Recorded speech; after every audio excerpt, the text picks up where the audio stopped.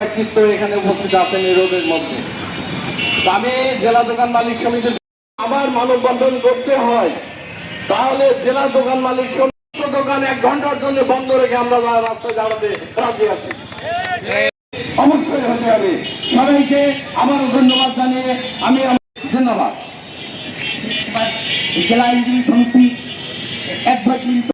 ঝিনাইদহবাসী আপনারা অবগত হয়েছে হতে হবে, আমাদের প্রাণের দামে কৃষি ইউনিভার্সিটি হতে হবে।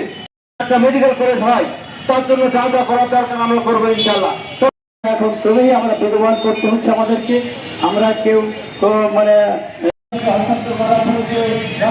যারা আছে অবগত করার পরে যদি মেডিকেল কলেজ ঝিনাইদহতে না হয়, আগামীতে আমাদের কিন্তু আফসোস করতো, ঠিক এইভাবে মানববন্ধন করতো। আজকে আন্দোলন করেছি প্রায়, এখানে আমাদের মেডিকেল কলেজটা আমাদের প্রয়োজন।